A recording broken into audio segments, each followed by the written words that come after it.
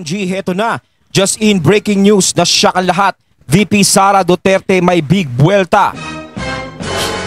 Ayan, syempre itong balitang ating matutunghayan ngayon ay nagbula kay Balitang Pinoy TV. At ito po ang inyong lingkod na si BT na magbibigay ng reaksyon at komento dito sa video na ating matutunghayan ngayon. At huwag na natin pagtagalin at sabay-sabay na natin panoorin ang laman ng video na hatid sa atin ni Balitang Pinoy TV at bibigyan natin ng reaksyon ang balitang ito. Pasok! TV.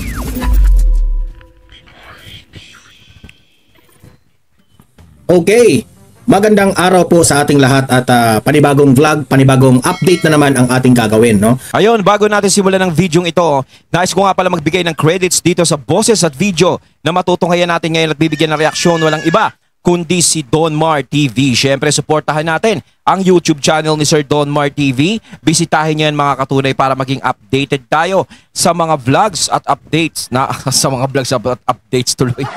Sa mga vlogs, no? Ni Sir Don Mar. Siyempre, suportahan natin yan, ha? Don't forget to subscribe, mga katunay. Marami pong nagkagusto po sa ating vlog kahapon kasi interesting po yung topic patungkol po sa impeachment ni VP Sara. Ngayon, heto. Mismo na si Vice President Sara Duterte nananawagan na ituloy ang impeachment.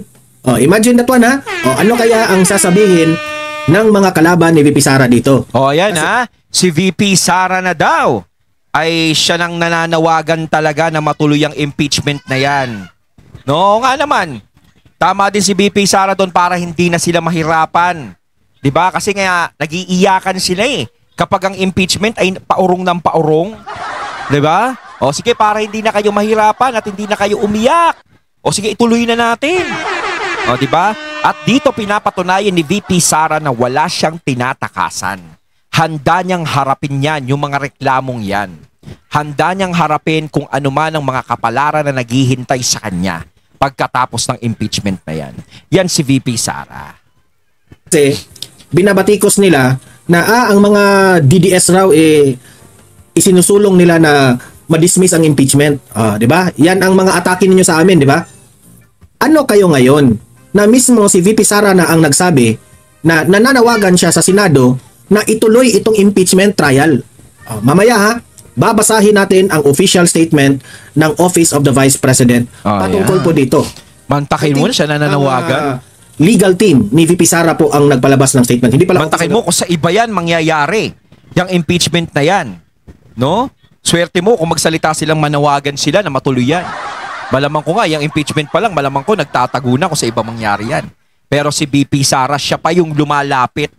Kumbaga siya pa yung lumalapit sa apoy si VP Sara. O sige, anuin mo sa akin, dikit mo yung init mo, kung mainit ka, o tara, parang gano'n. Diba? Talagang hinahamon ni VP Sara yung mga yan. No? The Vice President. Okay? Mamaya, babasahin natin yan. Pero bago ang lahat, bago natin ito pag-uusapan, help me po na i-like muna ha, at i-share itong video na ito para guys, kakalat ito sa taong bayan. Okay, sabay-sabay nating i-like muna at i-share itong video natin, Facebook at YouTube. Don Mar TV. Go. Okay, like and share para maraming makalam. Like and share, Don Mar TV. Don't forget. At paki-follow ito para lagi kayong updated sa mga balita na kagaya nito. At ma-notify ang inyong mga cellphones kung meron tayong breaking news. Okay? So, kagaya nito, breaking news ito. So, sabay-sabay nating i-follow, i-subscribe, Facebook at YouTube. Ready? Follow, subscribe. 1, 2, 3, go! Go! Ayan, thank you very much. Okay, unahin muna natin itong breaking news. Ayan, breaking news. Patungkol po sa statement sa kampo po ni VP Sara. Binalita po ito ng GMA 1 hour ago. Just in, the defense team of Vice President Sara Duterte issues a statement amid calls for a Senate to proceed with the impeachment trial. Kasi po, kung matatandaan natin, last week, no? From Monday to Friday hanggang umabot ng Saturday to Sunday, lahat na lang ng mga balita ay patungkol po sa matuloy ba ang impeachment o hindi matuloy ang impeachment. Yung mga kalaban ni VP Sara, dapat ituloy ang impeachment. Halos nga umiiyak na sila kasi hindi raw matuloy ang impeachment, di ba? Yun ang laman ng balita last week. Ngayon, si VP Sara na mismo ang nananawagan, no? The defense team of Vice President Sara Duterte, nagpalabas na sila ng statement na ang Senado po i-proceed nyo ang impeachment trial. Talaga si BP Sara, napapansin natin talaga sa kanya, no? Yung tapang talaga. At saka talagang gusto niyang matuloy na impeachment yan eh. Parang may napapansin ako dyan na parang may something. Kayo mga katunay, may napapansin ba kayo na parang may something kaya gustong matuloy ni BP Sara yung impeachment na yan? Dami-dami namang hihintuan ng litrato natin, dito ba huminto? Usod natin ng konti, pagsalitain natin si Sir Donmar. Oh. So, ano kaya ang sasabihin na naman ng mga Dilawan, Pinklawan, Akbayan, mga Makabayan Black, at yung mga tuwadkom na House of Representatives? Anong sasabihin nyo dito? Nako, lalagyan na naman nila ng kulay yan. 'Di ba?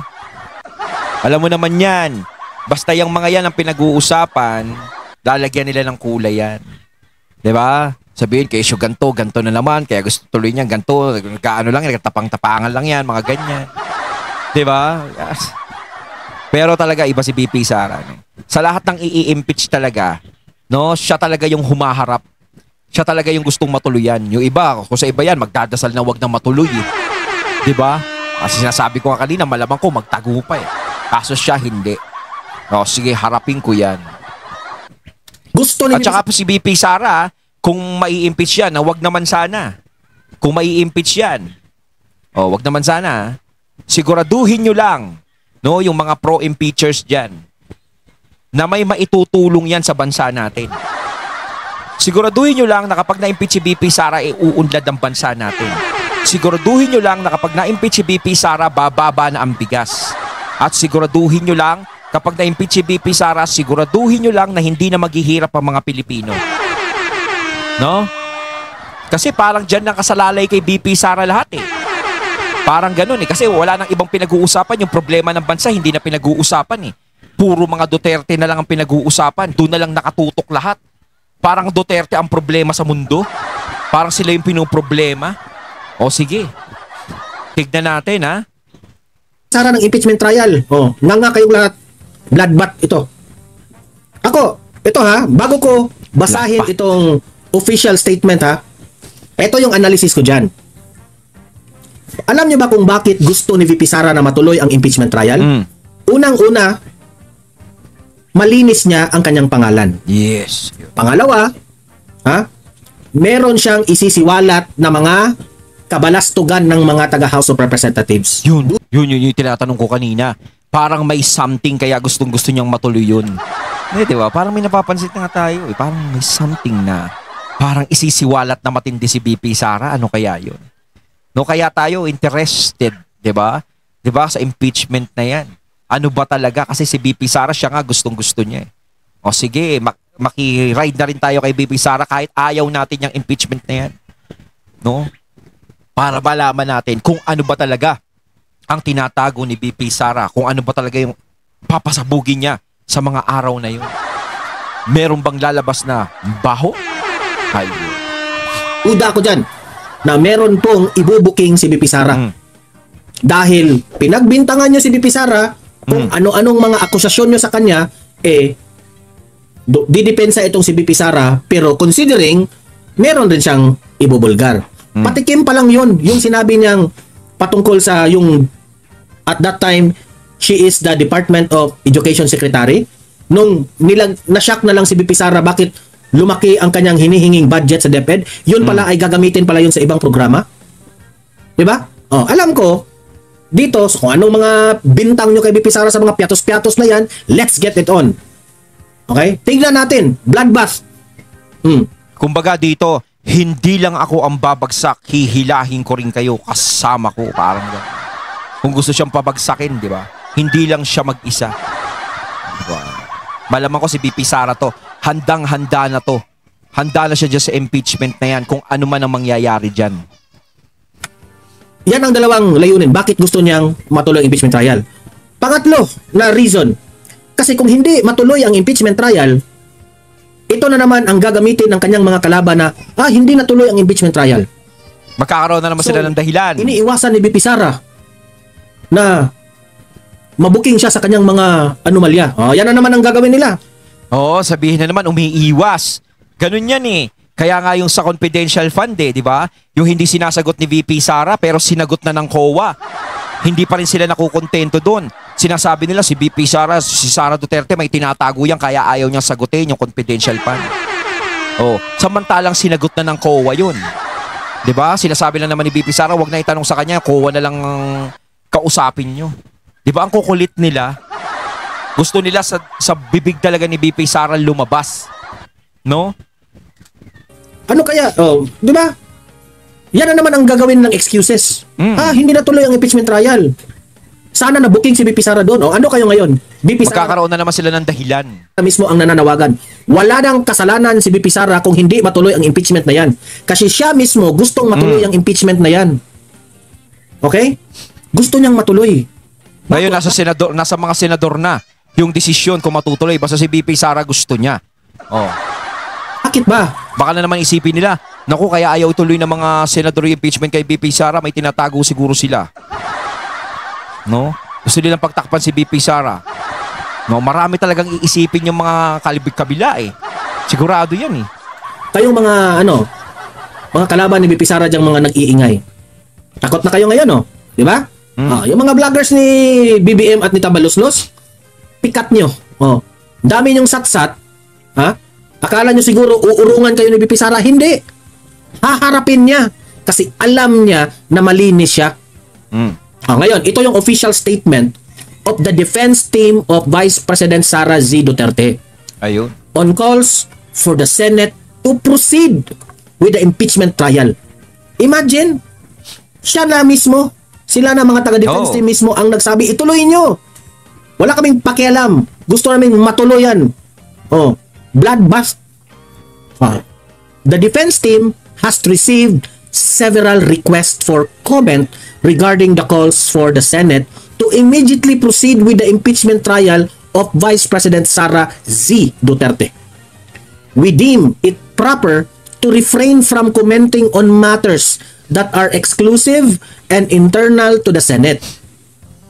However, we reiterate our firm position that the initiation of the impeachment process, particularly the fourth impeachment complaint. O, tingnan nyo, ini-emphasize pa, detalyado, yung fourth impeachment complaint suffers from serious constitutional affirmities. O, di ba? Maganda po ang explanation ni VP Sara dito. Ha? Dito mo talaga makikita na itong babaeng ito ay malinis. Yes. Hindi siya takot. Ganyan naman talaga lahat ng hindi takot eh. Talagang walang tinatago yan.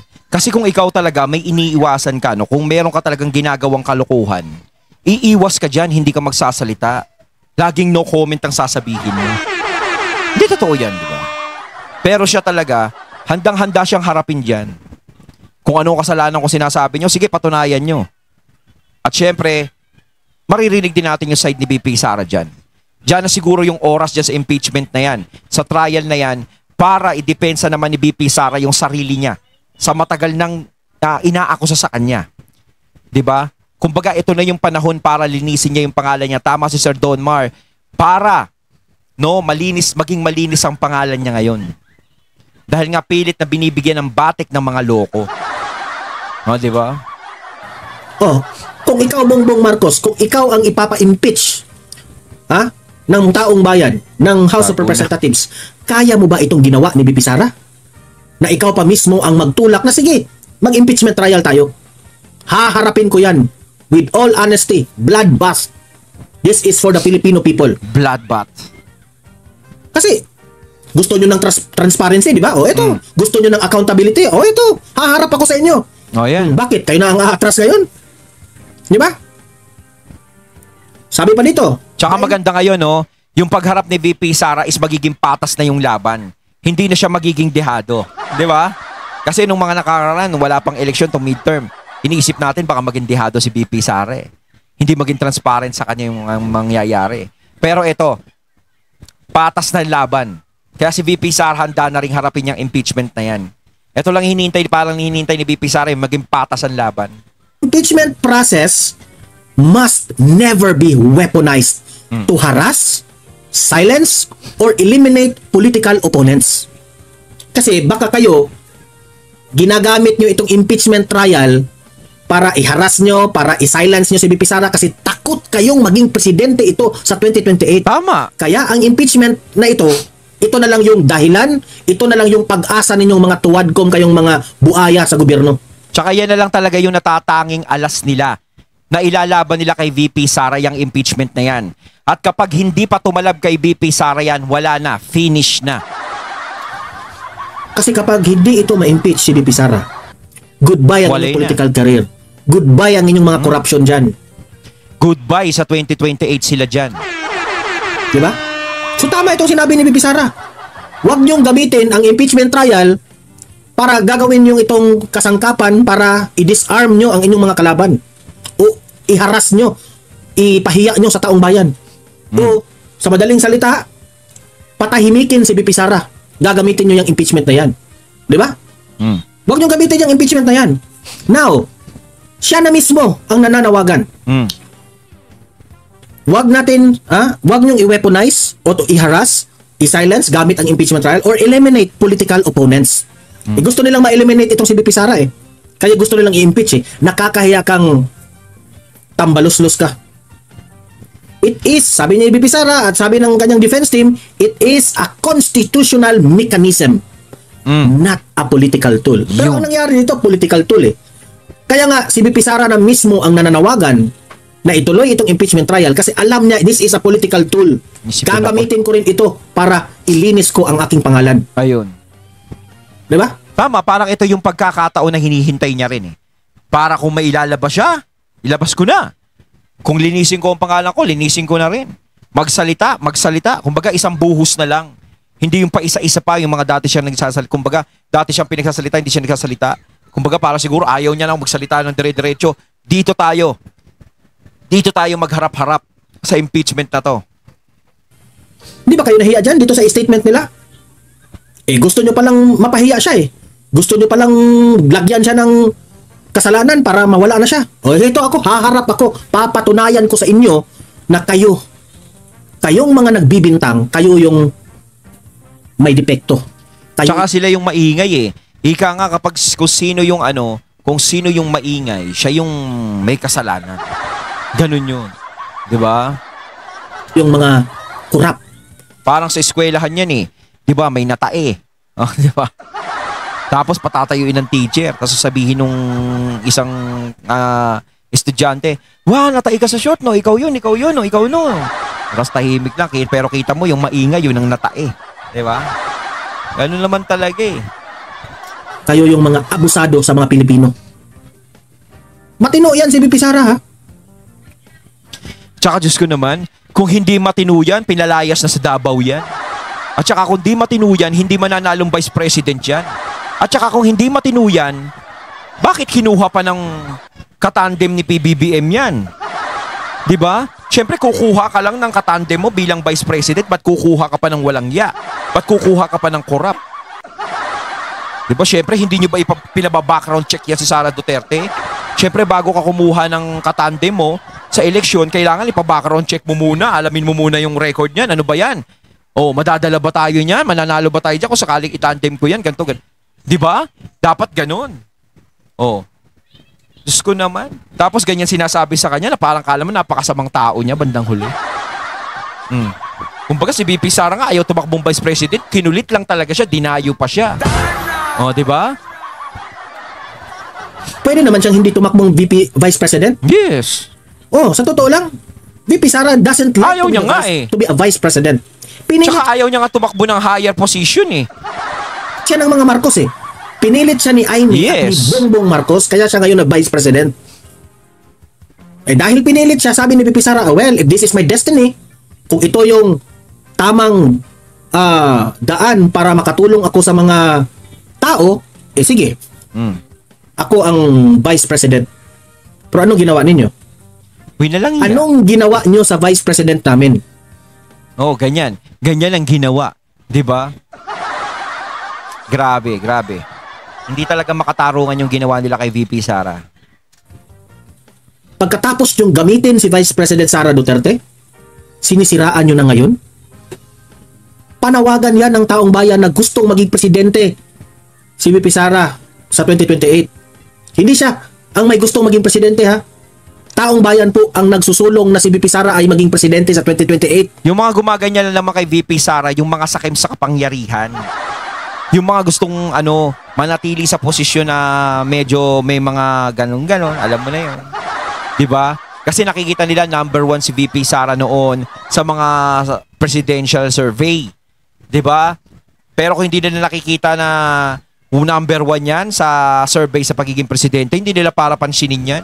Babaliwalain nila yung si VP Sara. Kaso nga lang namamayagpag eh.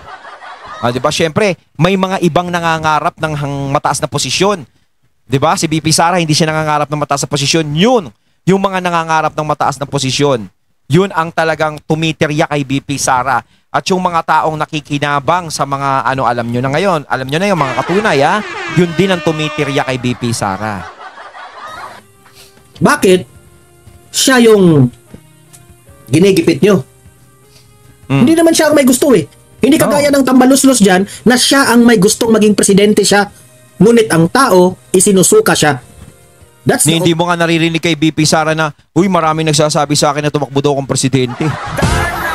O, diba? Siguro sa biro, nito lang niya ino-open, nagpaparamdam siya na parang tatakbo siya. Siyempre, ino-open niya na yon dahil kayo din ang nagtulak. Hindi lang taong bayan na nagtulak kay VP Sara. Yung mga kalaban niya sa politika, nagtulak talaga na tumakbo siyang presidente. Talagang sinusubukan talaga yung lakas ng mga Duterte. Opposite silang dalawa. Ito pa. Nevertheless, ito yung last paragraph ha. Nevertheless, should the Senate choose to proceed, we stand ready to confront the charges and expose the baselessness of the accusation against the Vice President. Ayun. Handang-handa na po si VP Sara. Harapin ang Sabayan inyong accusation at papatunayan niya na wala itong katuturan. Baseless. Ayun, natating natunghayan ng video na nagmula kay Balitang Pinoy TV at syempre natunghayan natin ang boses na yon na binigyan natin ng reaksyon walang iba kundi si Don Mar TV, si Sir Don Mar. Syempre kayo mga katunay, anong masasabi nyo tungkol dito? Comment lang kayo sa comment box. So once again, I'm BT and I'm out. Peace.